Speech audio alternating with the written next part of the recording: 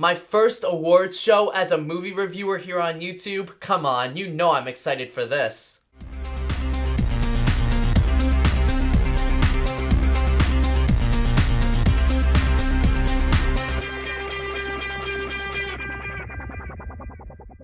Hey guys, you're watching episode 7 of That Is My Take, a review show where I review pretty much everything. In this episode, I'm going to be giving my thoughts on the 70th annual Golden Globe Awards that happened this past weekend, and I hope that you enjoy it. As always, if you do like what you see in this video, please don't forget to click that subscribe button below. You can follow me on Twitter, you can like me on Facebook, all of those links are down below. Alright, all that being said, let's get right into my review of the 70th annual Golden Globe Awards. Now let me begin this review by saying that I was very, very happy with the results for the most part. There were a few that I will mention that I was either shocked or I feel like someone else could have won that I personally liked better. But overall, it was an amazing, amazing night. Tina Fey and Amy Poehler had me laughing so much. They had so many one-liners that I can't even quote them all in this episode. Will Ferrell and Kristen Wiig, I mean, come on, like, they're Will Ferrell and Kristen Wiig. You know that they're going to be incredible. And overall, I will just mention that the Golden Globe Awards last night were just absolutely amazing. Like I said, so many of the awards that were given out last Sunday at the Golden Globes were just such well-deserved winners, and I'm so happy with the way that the awards were given out this year. With the exception of the few that I'm going to mention later that I wasn't even disappointed, I was just shocked by. Just let it be known that all of the other awards that were given out, I'm extremely happy with. However, that being said, the few that I was extremely happy about, and I do want to give mention to right now, are first off, if you know me, you're not surprised by this, but Anne Hathaway for Best Supporting Actress in a Motion Picture, Comedy, or Musical. I don't want to say that I was nervous for her, but I do want to say that I was afraid by some miracle she wouldn't win, and I knew that if Anne Hathaway didn't get it, then they would give it to Sally Fields for her work in Lincoln, because Lincoln was such a great movie, and Sally Fields is such an incredible actress. I honestly can't say one bad thing about Sally Fields, but in this instance, I am glad that she lost, because Anne Hathaway, I felt, was so much more deserving for her simply brilliant, brilliant portrayal of Fantine in Les Miserables, and Anne Hathaway's speech was incredible, especially the point where she did mention Sally Fields, and she did say that she's such a role model to her and such an icon because Sally Fields has broken those stereotypical role assignments that Anne Hathaway also hopes to do, because Anne Hathaway started off as a princess in Princess Diaries, and now she's trying to be more serious through her work as Fantine in Les Miserables, and I really did enjoy Anne Hathaway's speech. Keeping on going with that Les Miserables topic, I'm just going to go right off the bat and say Hugh Jackman and Les Miserables winning Best Picture overall for comedy or musical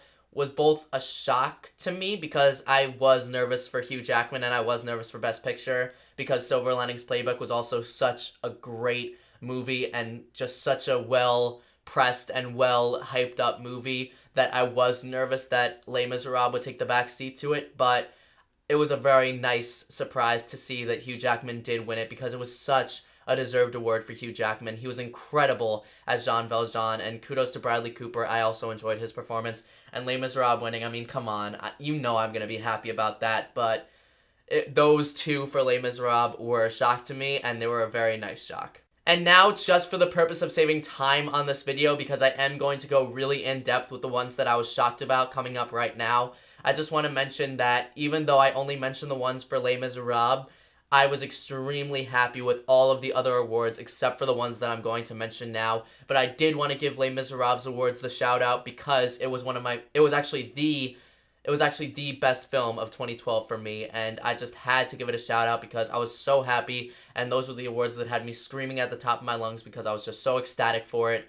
But like I said, I am extremely happy with all of the awards that were given out except for these ones that I'm going to get into right now. And it's not that I'm not happy for these awards, it's just that I'm very shocked that they were the ones that got the award. But they were deserved, just it shocked me. However, that being said, I'm just going to get right into my review of some of the awards that, like I said, they did shock me. And before I get into my in-depth analysis of the awards that shocked me in the Golden Globes, I just want to say a huge thank you to Jodie Foster, not only for her incredible speech after she was awarded the Lifetime Achievement Award, but for all the films that she was in and all the work that she put into it that gave her the right to win the Lifetime Achievement Award. I just want to say that you are such an incredible inspiration to everyone who has ever appreciated film, and thank you so much for everything that you have done for us, and you are a very well-deserving recipient of the Lifetime Achievement Award. Okay, and now I'm going to get into the awards that, like I said, they shocked me, but before I do, I just want to go off the record and say that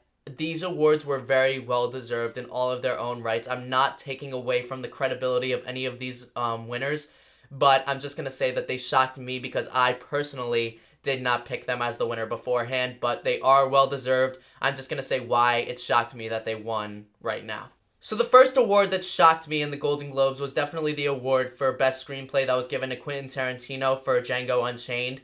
It was an incredibly well-written screenplay, I'm not going to lie, but I personally predicted Mark Boal for Zero Dark 30, so I don't know if that shocked you, but it shocked me, and I just preferred Mark Boal's Zero Dark 30 to Quentin Tarantino's Django Unchained, but kudos to Quentin Tarantino, and best of luck next time to Mark Boal, if I'm pronouncing his name right, which I hope I am. The next award that shocked me is the award for Best Animated Film, which went to Brave, and it didn't really shock me as much because Pixar is such a great company for animated film, and it has won so many awards, so it's not a shock that Brave would win, but I personally picked Wreck-It Ralph as my winner, so let me know if that shocked you in the comments below, but I'm just saying that I did pick Wreck-It Ralph as my winner for that award.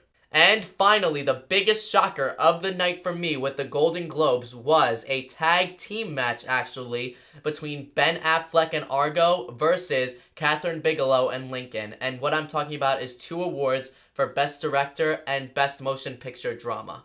Now, let me just say before anyone gets on my back about this is that I have seen all 3 of the movies that I'm talking about, Argo, Lincoln, and Zero Dark 30, and I enjoyed all 3 of them in their respects, but I really felt like Kathryn Bigelow, with the combined efforts of her stain from winning the Oscar for The Hurt Locker, and just her incredible work in this movie. I don't even want to mention The Hurt Locker because I felt like she did do such an incredible job directing Zero Dark 30, but Ben Affleck, I am so happy for him. It's not a bad shock, it's just a real shock that I did not see coming. But kudos to Ben Affleck. He did such a wonderful job directing Argo, and Argo was such a great movie. I wish that I was on YouTube in the time that it came out because I would have given it a rating of probably around an A, so I really did enjoy Argo, but it just shocked me that it was able to beat Lincoln, of all things, and Kathryn Bigelow for Best Director, and Steven Spielberg for Best Director, so it's almost like a 3-on-2. So I have to give credit to Ben Affleck and Argo for pulling out that come-from-behind win, but I will say that it shocked me very much, but I'm so happy. I'm not disappointed by the choice that they made. It was just a shock. However, all that being said, that is my take on the 70th Annual Golden Globe Awards. I would say that my rating for this award show was definitely an A+. I really enjoyed it, even though it shocked me in some parts. It was entertaining and I was on the edge of my seat, so I'm actually glad that it shocked me for some of the awards because it's much more fun to have it go down like that than to just know who's gonna win and not be surprised by the winners. So I would definitely recommend, if you did not watch it, then to watch it online. It's probably somewhere. And that, as I said, is my take on the 70th Annual Golden Globe Awards. As always, if you liked what you saw in this video, please don't forget to click that subscribe button below. Give this video a thumbs up if you liked my take on the Golden Globe Awards. And leave me a comment below. What did you think? Did you watch the Golden Globes? Did you not watch them? What did you think of Amy Poehler and Tina Fey? What did you think of the awards that were given out? There's so much to talk about, and I look forward to reading all of your thoughts in the comments below. As always, please remember to subscribe for more, and I will be back soon. Thanks for watching, guys.